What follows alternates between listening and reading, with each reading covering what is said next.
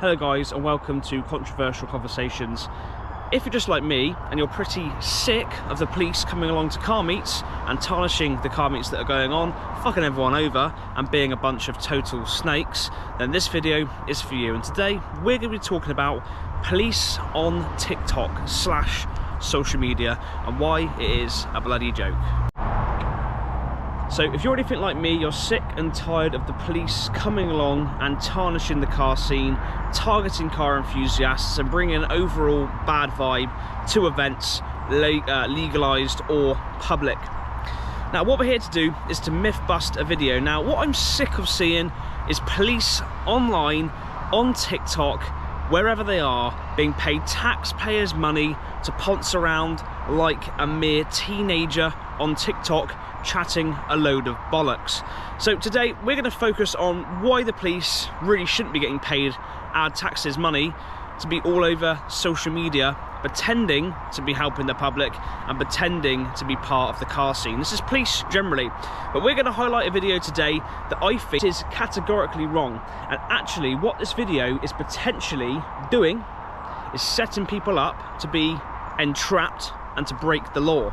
Now police officers need to think about what they're putting online. Other videos online have taken the correct thought process in making this video, and we're going to challenge that today. So now you're going to see the video in question that we are going to be challenging today. So we always see a lot of complaints on social media about cyclists riding two abreast. But if you come and have a look at this, it will kind of explain why cyclists do it and why it's better for the car driver that they do. Because if you look at the four cyclists here riding two abreast, at the moment they take up the length of one car. But if we move our cyclists into a single file formation, they're now taking up the length of two cars. So the car now has to travel twice as far at least to get round the same number of cyclists. But they've still got to come out in order to do that, to perform that overtaking manoeuvre. So it's actually more beneficial for the cyclists, and it's more beneficial for the car driver if the cyclists ride two abreast. And the highway code says it's absolutely fine for them to do that. Now we're going to discuss the point. I see the point of having cyclists in a long line of singular cyclists would make a larger distance to overtake. I get that. And it would be difficult if you had, you know, a good amount, 5, 6, 7 cyclists in a big long row. That is going to cause issues. And I understand cars are underpowered, vehicles that are heavy, whatever that might be, that's going to cause difficulty for people to overtake, which increases the danger for cyclists and obviously increases the danger for drivers. Now that is as far as the point goes, because what hasn't really been thought in the context of this conversation is basic knowledge. And by doing this technique that is being discussed in the video, you are actually potentially, in most circumstances, breaking the law, and you probably don't even know that. So here's why. Hello and welcome to the average British main road, or me parked in front of a gate on the wrong side of the road. But this is here for a purpose. So the maximum any road is going to be in the UK is just over 7 meters in length. So that's roughly 3.5 meters per carriage. Now bearing in mind a lot of the roads in the UK have got hedgerows and various other things that actually make it a lot narrower than the just over 7 meters length. Now here's what we're going to get to in this part.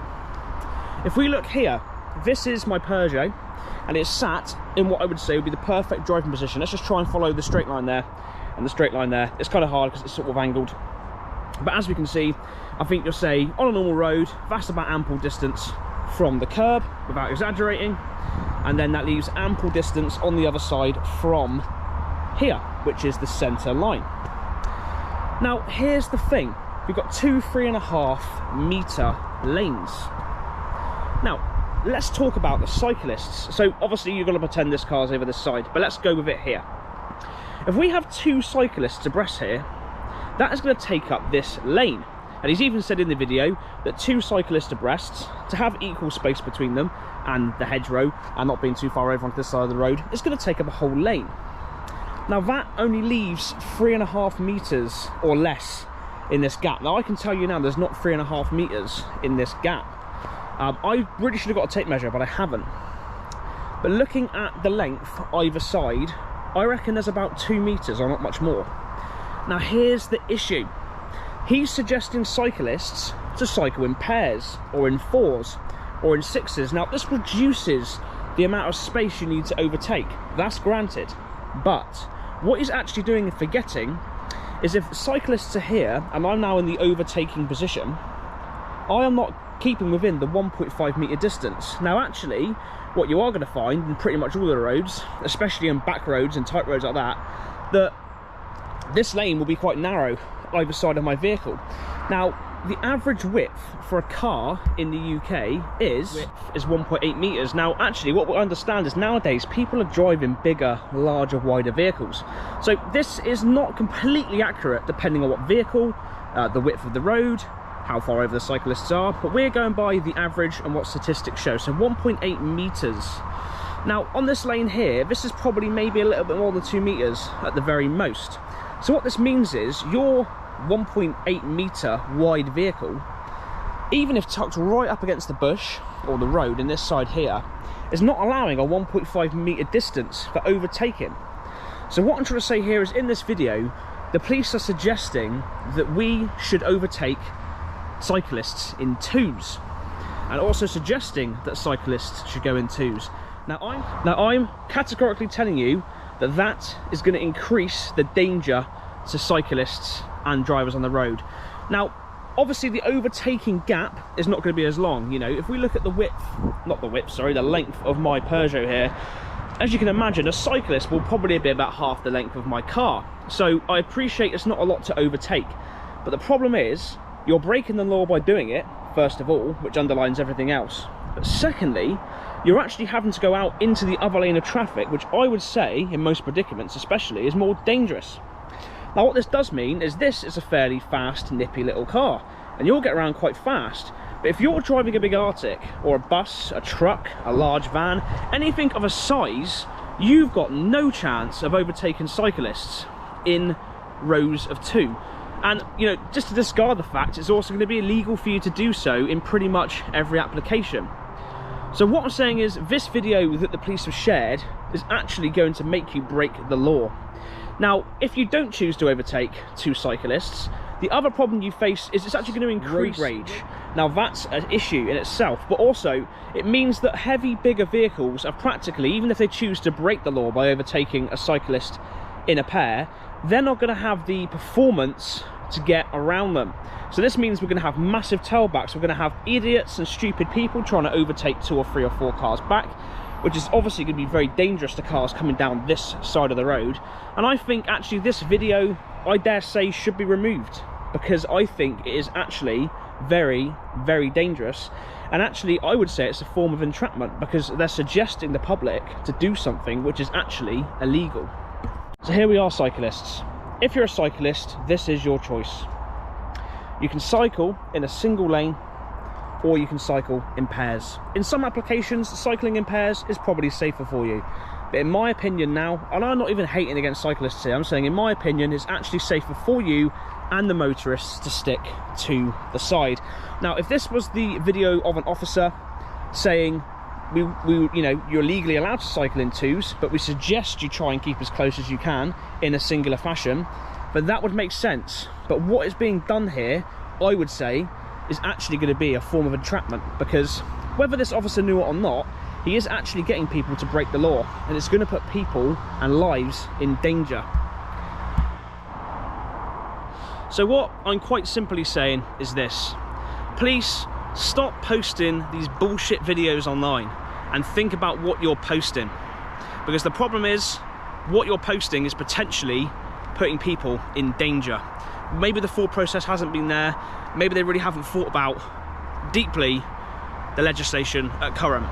But I feel that this video, among others that are put on by the police, need to be removed, because what you're actually doing here, the police, is you're actually putting lives in danger, and you're putting us at risk of breaking the law. And that is not good. So there's 3 things to take from this video today, and I would love you guys to share this and spread this around, because it is really important.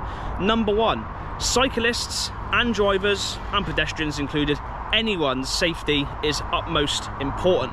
Now, by doing this cycling of 2 on a single lane, I think, in my opinion, is very dangerous. And I think actually, as a cyclist, you're safer, and as a driver, you're also safer for cyclists to stay in the single lane. Secondly, this proves that the police, yet again, are not always reputable in what they say. Now, a lot of people are going to see this video and take it as gold, but when you actually don't take the time to think about it, you wouldn't know different. So this is to protect yourself as drivers from potentially taking manoeuvres that are actually illegal. Third of all, hopefully this will be a lesson to all of those police that are choosing to continue to post these videos. Think about what you're posting, because you're putting lives and other people at risk. I can see your point of view, and I can see it to a small extent. Actually, it's overshadowed by the fact that everything else pronounced in that video is actually potentially illegal and putting lives at risk.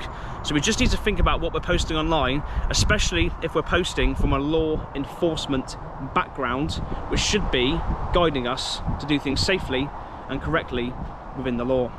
So I'm going to leave that video with you, and I suggest you definitely give it a share. I don't give a shit about any of those likes or any of that bullshit, but please share this video because it's super important. It's going to protect lives, and it's going to protect them getting done when they think, after what they've seen online, means they can do this manoeuvre. Stay safe out there, guys, and there's more videos to come on controversial conversations as time goes. So see you very soon, and I hope you've learned a little lesson today.